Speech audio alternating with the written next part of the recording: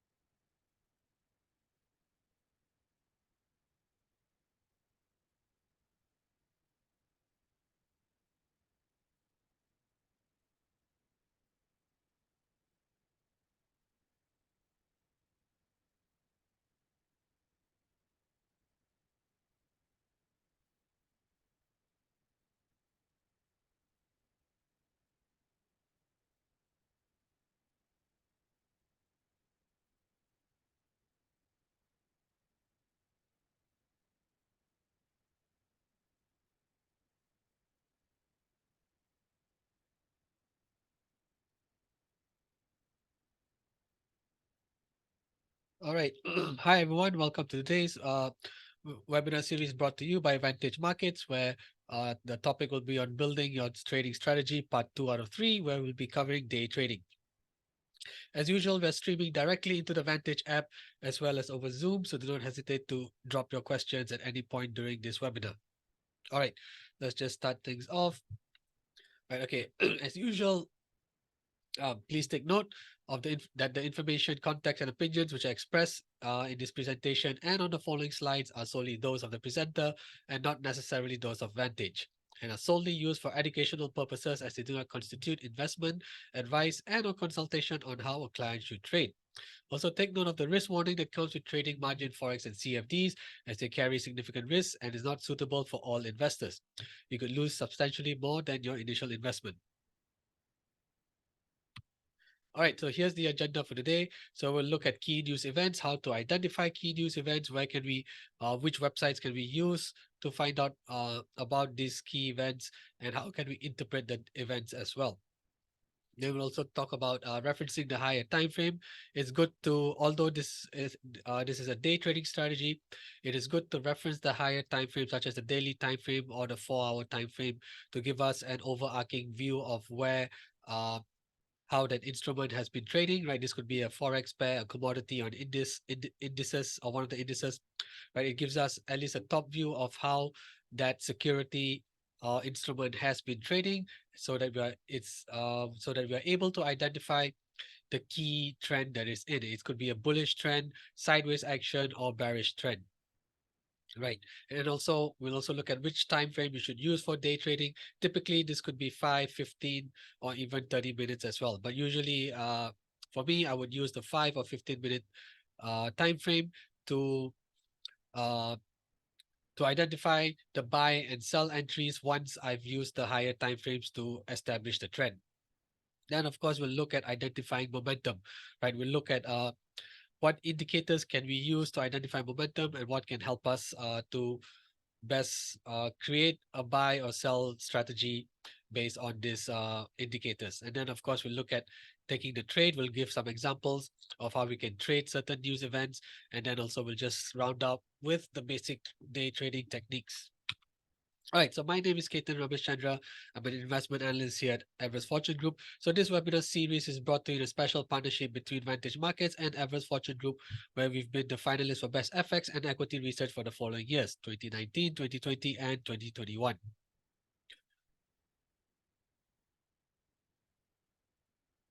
All right, so first of all, key news events, right? Okay. For those who may not be familiar with Forex Factory, this economic calendar is taken off Forex Factory. So we'll go, I'll show you on the website as well how we can access this website and how can we filter for the appropriate news events and how to interpret the data as well. So typically, when you go onto Forex Factory and you filter through the economic calendar, it will give you a result like this. So in this case, in this example, what we are seeing is the key economic events for the week of 25th September till 29th of September. And the key events are usually highlighted by the red and orange folders, right? So you can search for the red and orange folders. And not only that, the data you can see here, okay, although the header is missing, but once we go onto the website itself, we look at the website and then we can see exactly where the headers are. So basically, this is the result for that, the latest result for that particular news event. The middle column is the forecast and the right column is the previous month or previous week's reading, depending on whether this data point is released on a weekly basis or a monthly basis. Typically, most of the news events are released on a monthly basis, but we do get several news events that are released on a weekly basis. So do take note, the rightmost column will indicate the previous months or previous week's reading. Center column will give you the forecast and the left column gives you the result for that particular data point.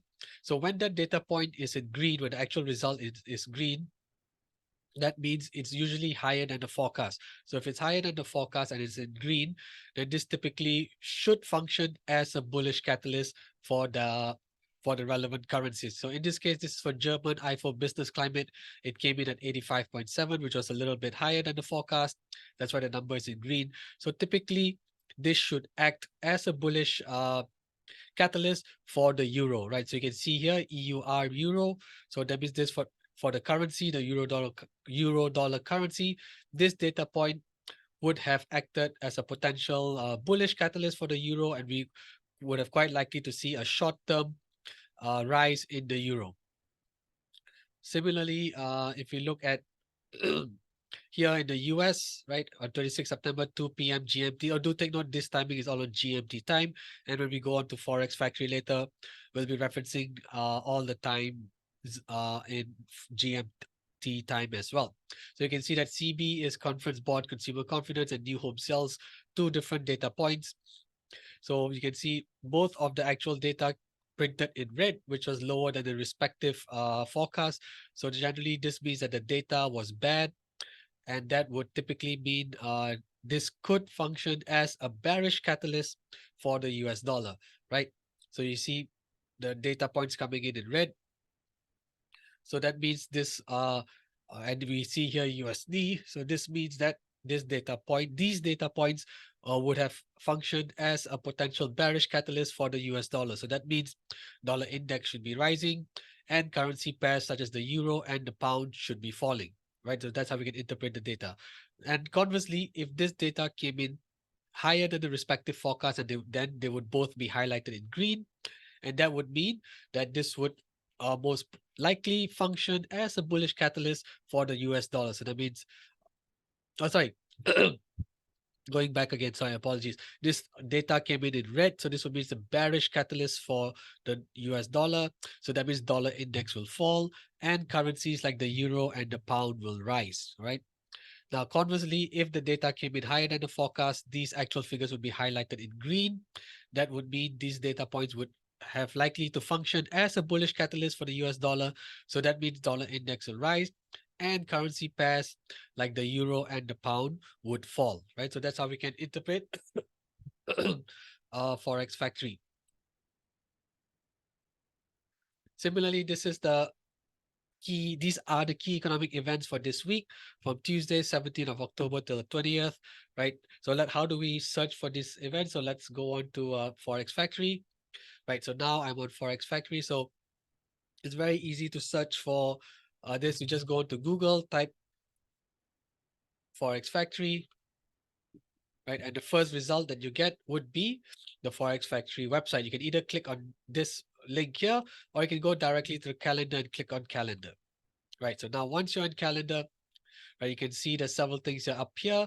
On the top left, you have the date range, so you're able to filter for a particular day, or you could filter over a range as well. And you can go back as far as a few years as well, right? So it's not only going to have the results of this year's data, but the data takes you back a few years as well. Right. So in this example, we're going to filter for this week's data. So starting today, Tuesday, 17th of October, going up to 20th of October. Right. So we'll apply the settings. Right. Do take note, I'm on GMT time. So that's why it's showing here 9:08 a.m. And then, of course, we will filter for the relevant events. Okay, sorry, it will be 17th to 20th, right? So if you look here, we can go on to this filter icon, and typically we would search for the two most high impact events. So that would be those with the folders colored in red and orange. So we'll select these two here, right? For event types, typically I would select all event types. So this could be related to growth, inflation, employment, central bank, so on and so forth. And for currencies, now this is where you could filter according to the currency pairs that you are looking at. So if you're looking at the euro dollar, pound dollar, then you would select the US dollar, the British pound, and the euro. But usually, I would just select all the majors here, right? Because basically these are all the majors here except for the Chinese yuan. But otherwise, all these are the major currency pairs here. So we just select all of them, event types all, and select the two most high impact events. All right, so we apply filter. Right, so as you can see here, earlier today, we had two pieces of economic news events out of Europe. We had the average earnings index from the UK, as well as the German ZEW economic sentiment for Europe, right, in Europe. Right, so as you can see here, the previous month's reading for the average earnings index was 8.5%, forecast was 8.3%, but the actual data came in at 8.1%. So the data was lower than the forecast, so that's why it's highlighted in red. So when it's highlighted in red, this data point or this economic event uh, is very likely to have functioned as a bearish catalyst for the pound. So that means currency pairs like the pound yen should be falling, and of course pound dollar should also be falling, right? So that's how we can use the data, use Forex Factory, and easily interpret the data, right? Similarly, for the German ZEW economic index, the previous reading was negative 11.4. The forecast was negative 9.1.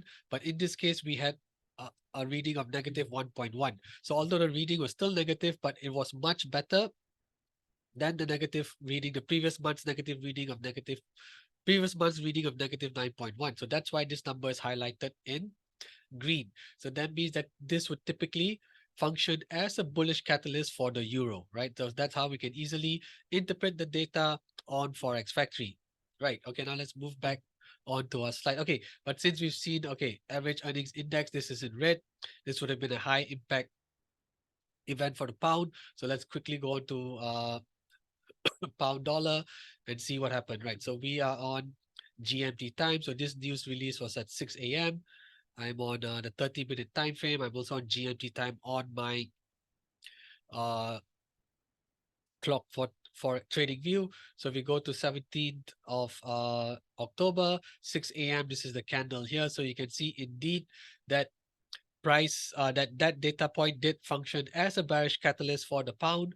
The pound went from 1.2190 roughly, dropping to as low as 1.2165. So dropping about 25 pips in half an hour. And the momentum continued with pound dropping almost, what is this, 50 points? Yeah, about almost 40, 45 points so far, right?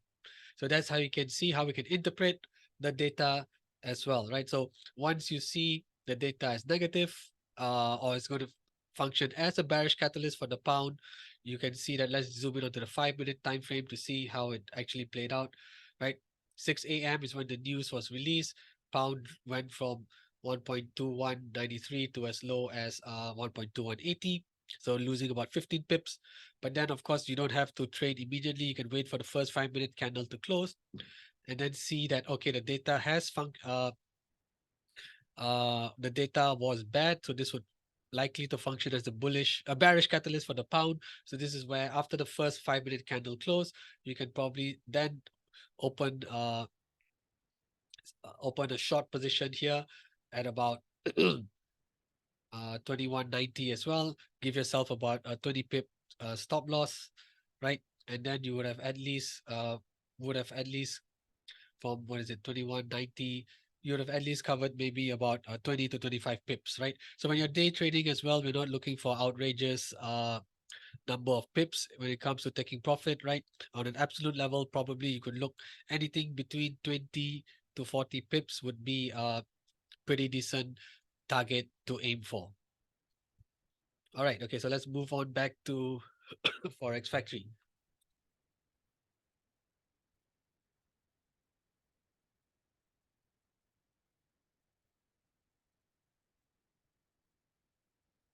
Right, so as I mentioned at the start, referencing the higher time frame, right? So let's just go back to the charts again. So referencing the higher time frame, typically we will use the 4-hour time frame or perhaps sometimes even the daily time frame to establish what is the overarching trend of that particular instrument. So right, so let's stick to the pound. So if we go back to the pound and look on the 4-hour time frame, right, you can see that pretty much. Okay, let's just see since Monday, right, when price well, this trading week. So you can see since Monday, the pound yen has been rising quite strongly, right, going from about 1.2140 to as high about 1.2218. So about gaining about roughly 80 pips over the last day and a half. But then you can see that price ran into resistance, right? So we are able to identify a major resistance point as well. We could see that price failed to break above 1.2225, right? This is a major resistance zone. And then price proceeded to pull back from this level and start to drop lower. So you can see that the bullish trend had somewhat stalled around 1.2225, right? And from this morning onwards, you could already see the pound had already started to pull back quite strongly. So this should have already been telling us, okay, what was initially a strong bullish trend in the for the pound on Monday stalled around 1.2225 and could potentially drop lower. And what caused it to drop lower was actually or part of it would be the negative data that came out at 6 a.m. GMT time today, right? So that's why I would say it's also quite important to reference at least the 1 hour or 4-hour time frame. I personally like to use the 4-hour time frame to establish uh, what are the overarching what is the overarching direction for the pound, and also what is the general trend for the new week as well. And has there been any changes in the direction for that trend? All right. Okay. Right. So that's what we mean by referencing the higher time frame.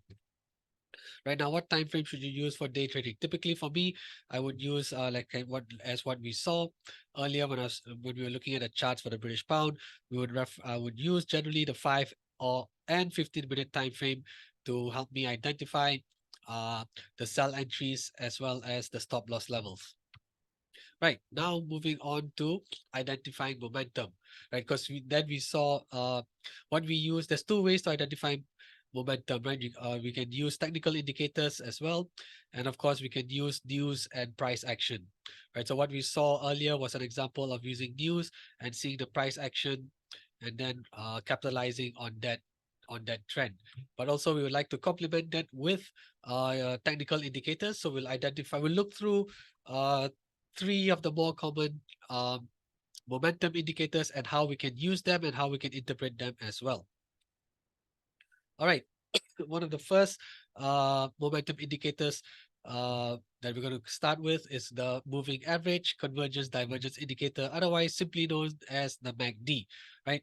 I believe quite many of you should be familiar with this, but for those who may not, let's just quickly run through the basics of this indicator.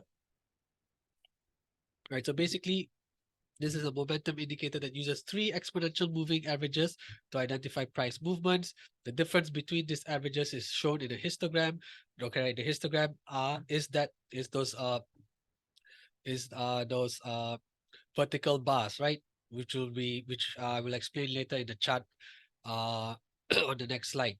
Right, the movement can show whether a trend is strengthening or weakening. So if you see the histogram rising, if the histogram is in green, if the histogram is green in color and it's rising, right, for each bar, whether you're on the 5-minute time frame, 15-minute time frame, or 30-minute time frame, and you see that bar rising with each candle, each new candle, that means the trend is strengthening. Now, if it's weakening, the histogram is in red, right? Typically it would be in red, and should see it dropping lower into negative territory. But however, do take note, moving averages always lag behind price action, and thus the histogram is actually a lagging indicator. So I would say the momentum move using MACD would be more of a confirmation indicator for identifying momentum, right? It's not a leading indicator for identifying momentum, but rather a confirmation indicator for identifying that current momentum, be it to the upside or downside. All right. So these are the main points to take note of when we are using the MACD indicator. Right. This is what the MACD looks like, right? As we mentioned, it's a series of three exponential uh, averages, which are then subtracted to give us the histogram, as you can see here. So when the momentum is bullish, the histogram is in green, and each bar, as you can see here, should be getting higher and higher. And when the trend is bearish, the histogram would be in red, and you should see the bar. And if the trend is growing more bearish, you should see the trend. I should see the bar falling lower and lower, right? And also you would see the MACD line and the signal line. MACD typically is in blue, signal line is in orange, and you should see the MACD line above the orange line or the signal line, which is also telling you that this is a bullish momentum. Similarly, when the crossover happens like this, you see the MACD line crossing underneath the signal line. This is typically highlighting a potential reversal in price. And then you can also see the histogram flip from green to red and become more uh, negative as well, right? And what I would also like to point out is, right, when you see the histogram like this, the peak, right? The histogram has reached this peak and failed to break above it. So typically, when the histogram fails to make new highs and is actually starting to pull back lower away from this absolute peak, what this is also signaling is that the bullish momentum is weakening. So that means that quite likely we are also seeing a potential top in the price action as well. So if you had gone long here, right, you saw the MACD line crossing over the signal line. You see the histogram turning green and increasing as well. If you had gone long about here in the first or second candle, when you see the histogram start to pull back and become less positive, that signals that the bullish momentum is actually fading, and it would probably mean that it's a good time to exit the position, right? So this is like you don't have to wait for the crossover to take place to exit the position, but rather you would use the diminishing or the falling bullish histogram, right, to identify the potential exit point for the long position.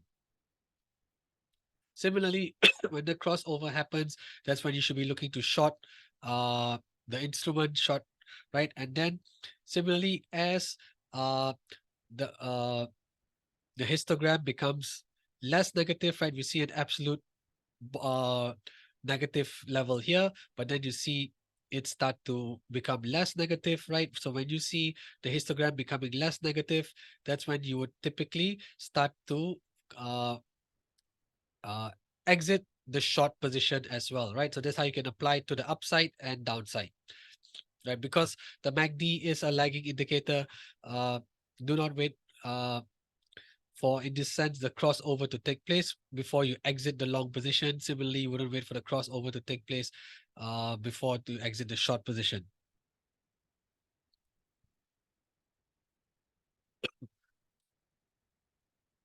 Right. Okay. So similarly here, we can see this is where the, if we look at it here, right? So you can already see that even before the crossover happens, right? Even before the crossover happens, and you before even before the histogram flips from green to red, we can already see that the histogram bars are already getting weaker and weaker. So this should be signaling that this potential bullish momentum is already fading, right? And if you have any other reasons, any other technical indicators or a fundamental news event to indicate a potential bearish reversal, then you should already be looking to uh, exit the long position, right? If you had been long previously, you should be looking to exit the long position and book in some profits. And you could potentially even try and capture the short, capture the, or capitalize the down, the pullback move as well. So as the histogram makes an absolute new low, but then starts to rise up higher, right? You could potentially start to consider exiting the short trade as well. Okay, in this example, the price did continue to make lower lows, but because we are day trading, right? Typically, you're looking to capture between 20 to 40 pips, perhaps even longer, depending on how strong that move is, right? If especially if it's driven by a very strong catalyst, that move could be longer, could last longer as well. But generally, between 20 to 40 pips for day trading is a pretty good range to target uh, for day trading.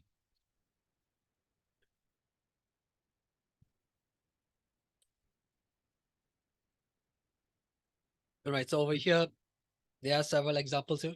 Because the MACD is a lagging indicator or a confirmation indicator, there are times where the crossovers can yield uh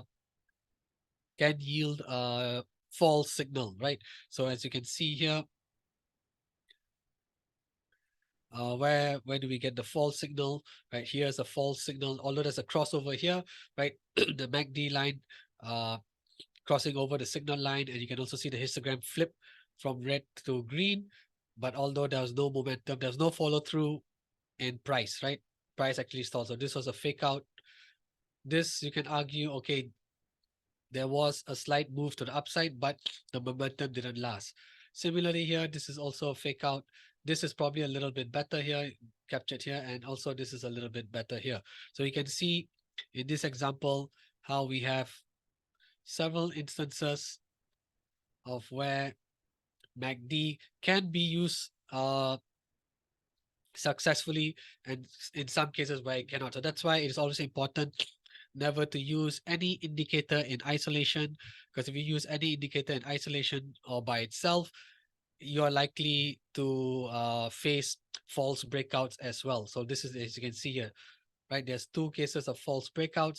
You only had, I would say, two or three 2 to 3 strong uh bullish momentum moves, right? Even this one here was a very weak bullish momentum move, but you can see for this one here, this was a strong bullish momentum move. This was also stronger, and this was also strong as well. All right, now this is for the sell entry. Similarly here, if there can be false breakouts to the upside, naturally there can be false breakout to the downside. So similarly here, you had the so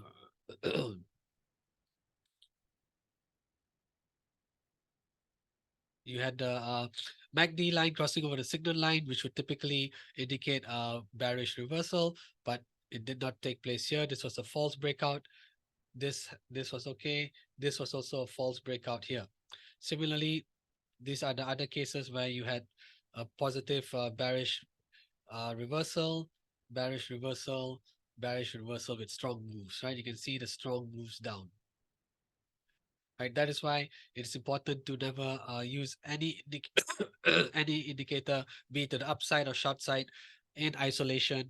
Use it as combine it with two or three other indicators that you're familiar with and understand well. That's when you can identify high probability setups to the long side and to the short side. Now, the next one, next two indicators, momentum indicators we'll be looking at would be RSI or relative strength index and the stochastic oscillator, right? In general, right, how can we interpret the RSI index? Right, it oscillates between 0 and 100 with values above 70 considered overbought and values below 30 considered oversold, right? So when the RSI value is above 70, it suggests that the security may be overvalued and due for correction in price, potentially indicating a sell signal. When the RSI value is below 30, it suggests the security may be undervalued and due for price rebound, potentially signaling a buy signal. Now, I wouldn't use 30 and 70 as strictly use these levels to identify the oversold and overbought positions, because sometimes, or rather most of the times, RSI can stay above 70 for longer than expected. So the price can continue to go higher despite the RSI being above 70, rather than using arbitrary numbers such as 70 to indicate to you that this is an oversold position. Rather, look at the history of how the RSI has been trading for that particular instrument and see where the absolute or the relative high has occurred before price actually reversed. That's more important. So similarly to the downside, never take RSI being under 30 as a potential entry to buy any instrument, because price can continue to go lower with RSI remaining under 30. Similarly, you would be looking for the absolutely lowest point or the relative low for the RSI uh, for that instrument over time, so that you can identify the high probability oversold positions. Right. Similarly, for stochastics, readings above 80 typically indicate that price is near its high.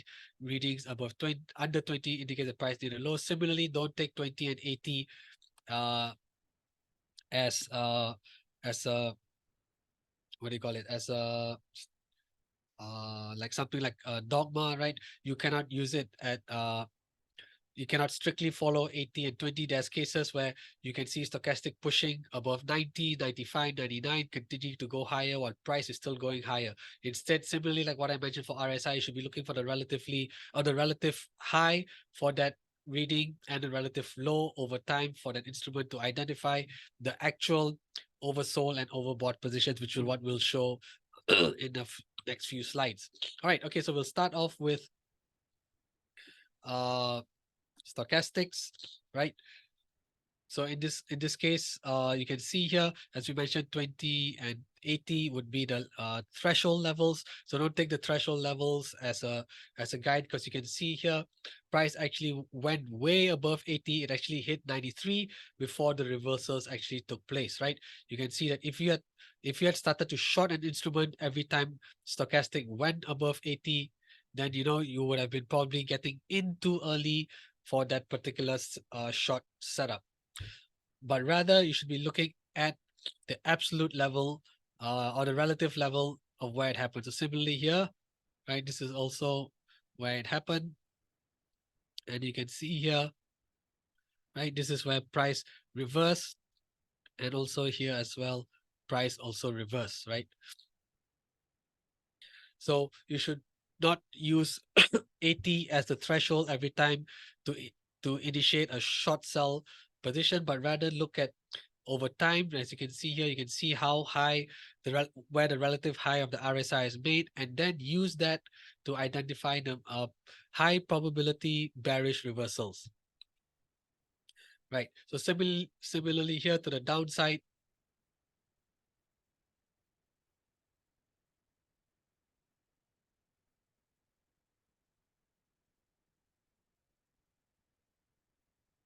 right? Similarly here to the downside, oh, okay, yep. you can see rather than using 20 as the absolute threshold for buying when RSI dips under 20, actually you can see RSI can go as low as 6, 5, or even 4. So it's more important to find the relative low for that instrument over a period of time so that we can identify high probability oversold position. So in this case, you can see very clearly here, right? When the RSI is closer to 4.3 is when the reversals took place, right?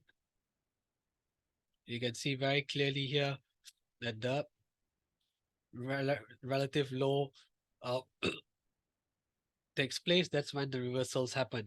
If you had simply tried to buy this instrument, or in this case, dollar franc, H1 time frame, every time stochastic dipped under 20, you would have been too early, right? And depending on how you were positioned, you could have very well been stopped out as well. So do not take any reading under 20 simply as a buy signal.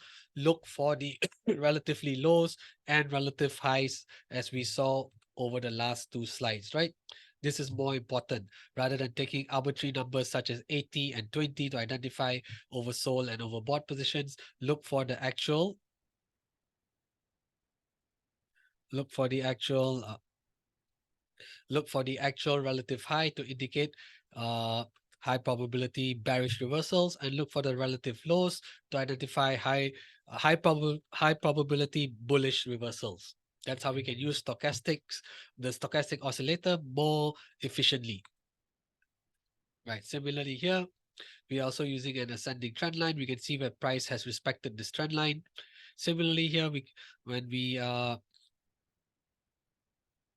look at where the absolute lows happen, right? This was a good signal to buy. This is also another good signal to buy as well. Similarly here and here as well, and here. Right. In this scenario, this latest one here, we can see that price not only bounced off the ascending trend line, price also bounced off an overlap support. You can see price running into resistance here and then finding support here. So this is what we call an overlap or a significant overlap level, which also intersects with the ascending trend line. So you have a combination of a significant overlap level, the ascending trend line, and the stochastic oscillator hitting 4.3, right, which was the relative low, right? So that's more important. So this is how you can identify a high probability bullish reversal for price. Now, now we'll look at the RSI or relative strength index and how can we interpret this momentum indicator. Okay, similarly, when RSI goes above 70, uh, it typically indicates high or overbought position. But like I said, this number is just an arbitrary number. It can go as high as 80, 90, while price still continues to move higher, right? So do not take 70 just as a do not take the 70 threshold as pure dogma, but rather look at history, how that RSI indicator has which highs it has which has reached, and which lows it has dropped towards to determine the true oversold and overbought positions. Now, for this example, we're going to be looking for bearish divergence, right? So we can use the RSI indicator in a situation like this to help us identify a bearish divergence beforehand. Now, what do we mean by a bearish divergence? Okay, that means that uh that there's the RSI momentum indicator is showing us a potential reversal to what price is currently trading. Right. So in this case here, as you can see highlighted um by these three vertical lines, right? Three vertical lines. Over here, we can see price uh well, of course, coming back here was pulled back quite sharply, but as price came back up high to this level here, we can actually see the RSI, although it is touching 70, I mean, it's coming higher, but you can see that it's been trending lower, right? So when you see the connect the 2 points here like this is this typically indicates that uh, a bearish reversal is coming up, right? So when you see here the RSI making lower highs, right? You can see this is one high here, this is the second high, but this second high is actually lower than the first high. So it's actually making lower highs, while price is actually making a high. So when that happens, we have a divergence, right? Or difference between the price action and the stochastic indicator. So usually when you have an RSI bearish divergence like this, it typically indicates that price is about to reverse and fall lower. So this is what happened here. Similarly, here when RSI is coming up, it is making a third high, but this high is also lower than the second high. And we can also see price coming up to this high again here, this pullback resistance level here. So this is typically telling us that now potentially price is about to stall and reverse and drop. Right. So this is what happened. So this is how we can use the RSI bearish divergence to identify a potential reversal for price. Right. Similarly here as well, uh, in this example, this occurs over a shorter time frame, right? So you can see price making uh, higher highs, but now RSI started to make lower highs. So when you see this divergence play out like this, price continuing to make higher highs, but divergence has actually started to turn lower. This is what we call a bearish divergence, which typically indicates that price is about to reverse very soon. So this is how we can use the bearish divergence using the RSI momentum indicator to highlight or identify potential bearish reversal points. Right. Similarly here, this pattern is repeated again.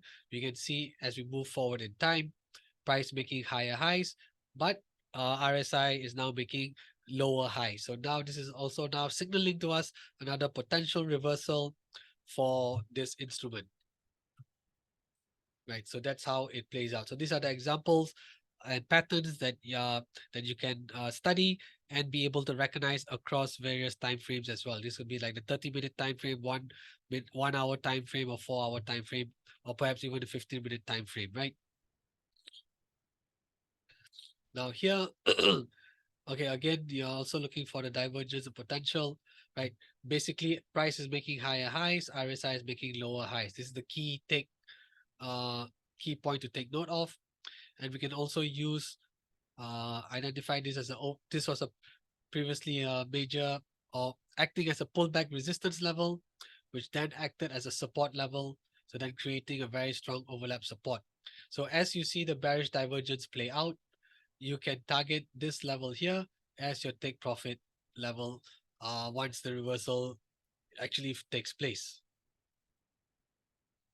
Right, so this is how we can use the combination of uh, what was previously a key pullback resistance level, which then became an significant overlap support level when price bounced off 77.50. And then this is an area where you can target as the take profit once should you identify a bearish divergence, right? So this is how you can use the combination of a bearish divergence, pullback resistance level, which then became overlap support level to identify the take profit. Right. Similarly here, we can also see that RSI broke an ascending trend line, right? This usually forecast that a potential bearish reversal could take place, right? So this is signaling another. We already see the divergence play out, right? Price action making higher highs, but the RSI is making lower highs. So we already see the divergence take place, and we can also see that not only that divergence has taken place, but we can also see RSI breaking underneath the ascending trend line here, whereas price action is not yet. So in a sense, the RSI has already predicted in advance or forecasted the potential bearish breakout beforehand. Right, so that's how it played out, right? Price broke and dropped strongly. Similarly here, uh, with RSI dropping lower and price also falling as well. In this case, potentially you're going to see a potential uh, bullish divergence and bearish breakout. So here you're highlighting the fact that RSI is broken above a descending trend line, perhaps indicating that price is about to reverse. And not only that, we do see once it broke above the trend line, we also see a bullish divergence, right? So in this case, we are seeing RSI make higher lows, whereas price action is making lower lows. So when you see such price action with RSI movement such as this, we call this RSI bullish divergence or bullish divergence on the RSI, because price is making lower lows, but the RSI is making higher lows. So this signals a potential reversal in price where we could see a bullish breakout, right? So which is what happened here as well. So RSI actually broke above the descending trend line ahead of price, and then we use the bearish divergence, RSI bearish divergence, to help us identify the high high probability bullish breakout.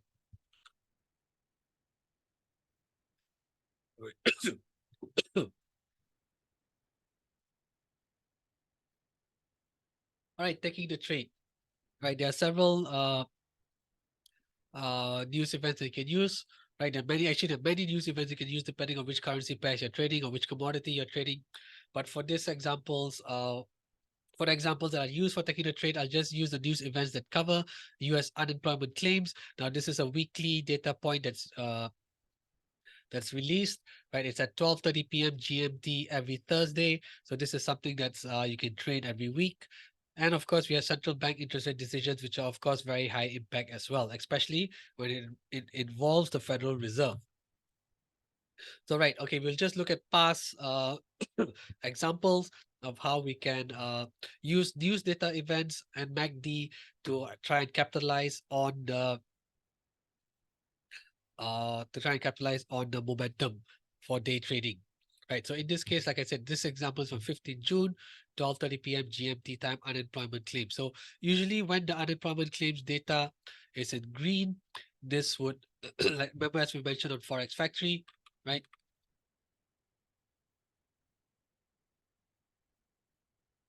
Right? When the data is green, it typically signals a bullish catalyst for the instrument. So in this case, when the unemployment number is in green, it would usually function as a bullish catalyst for the US dollar.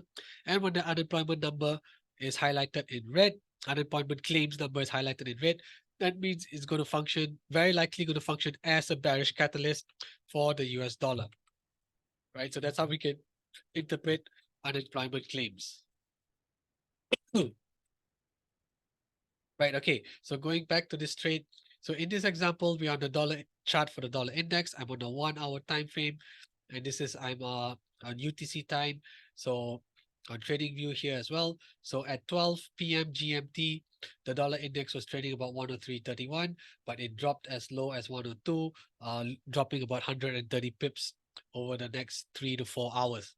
Right. So in this example here, the data would have very likely been negative, right? Unemployment claims uh, would have been highlighted in red. So if it's highlighted in red, this is going to function as a bearish catalyst for the dollar index. So naturally, this would cause it to fall. And similarly, you can see the MACD as well. The MACD was even prior to the release of this data news or this news data, the MACD histogram was already becoming weaker and weaker, right? Which is already highlighting to you that this bullish momentum here, this initial bullish momentum here is already starting to fade. So that should already be indicating to us that, okay, quite likely you could see a potential for uh, price to reverse, and we are waiting for the catalyst, right? So once the news hits the news is released, and we know it's going to function as a bearish catalyst for the dollar index, we have more than sufficient time to enter the trade. Or we have more than we have ample opportunities to enter the short trade, right? Because not like I said, I'm on the 1 hour time frame, so you can use the 1 hour time frame first to establish the trend, then use the 15 and 5 minute time frames to pinpoint your entry levels, right?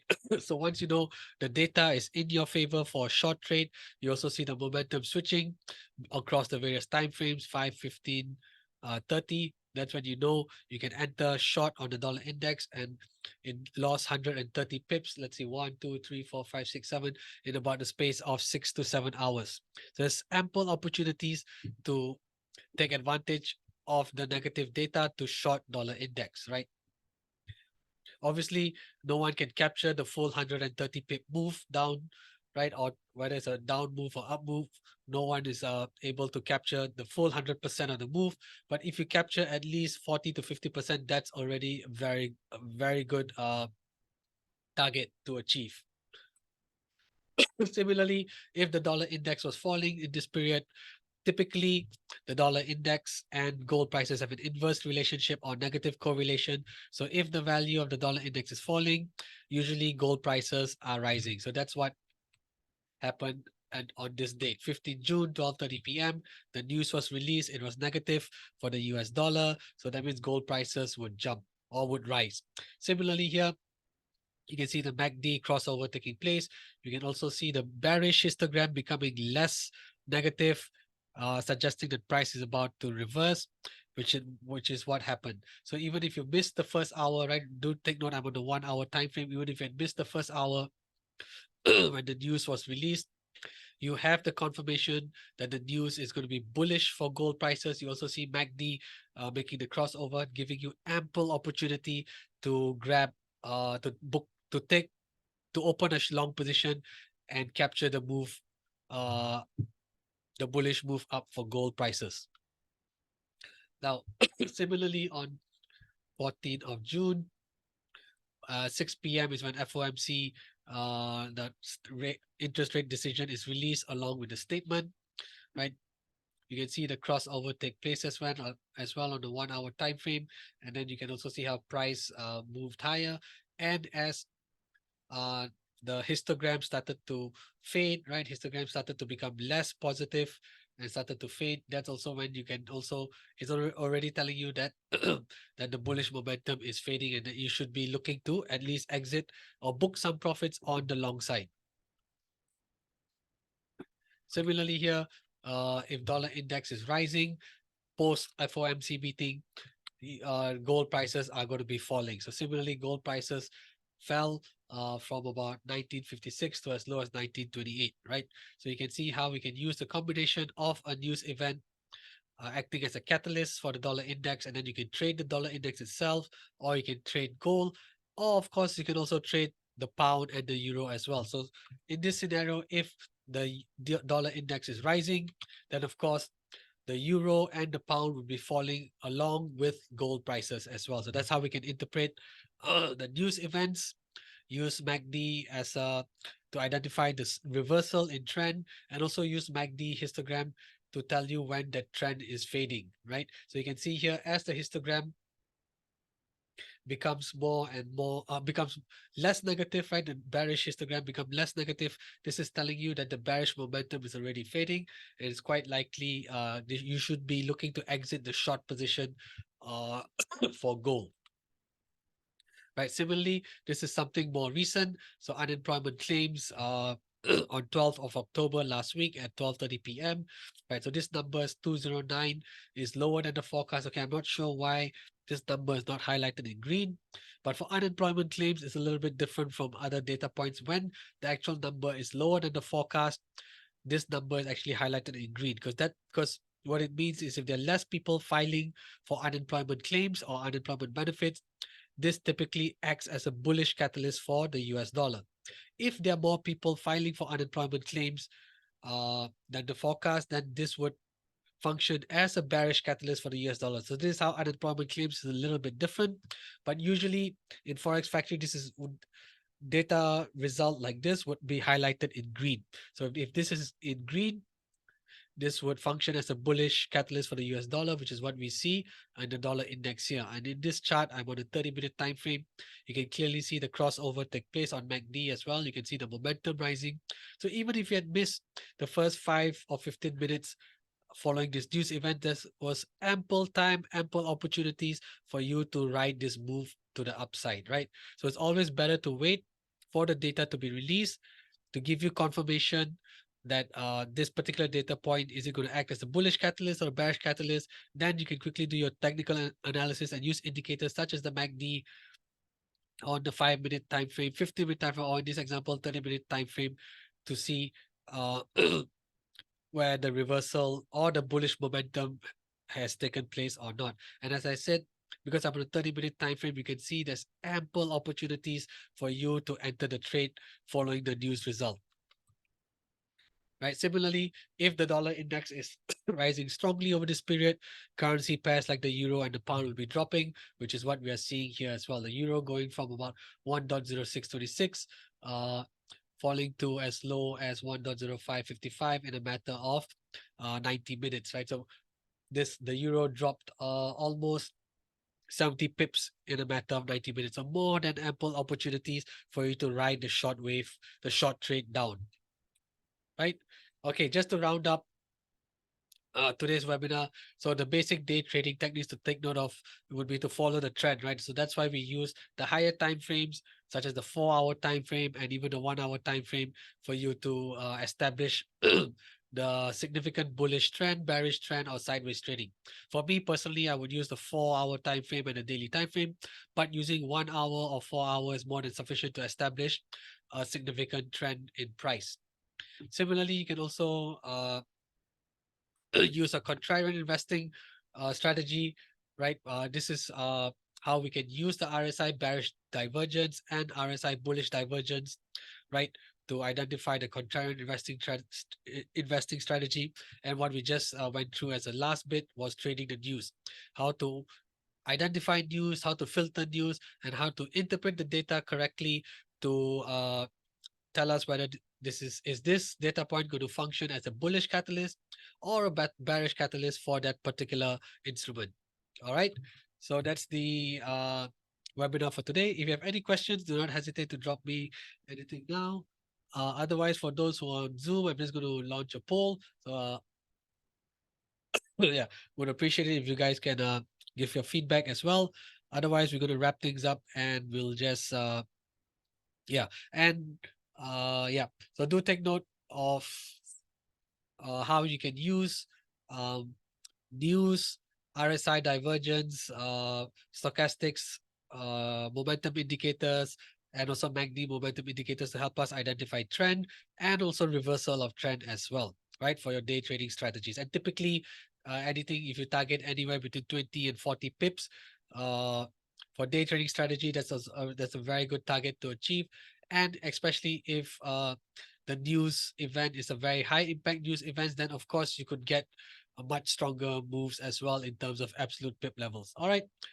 All right. Thank you all for tuning in today. And do look forward to all upcoming webinars brought to you by Vantage Markets. Thank you and have a great trading week.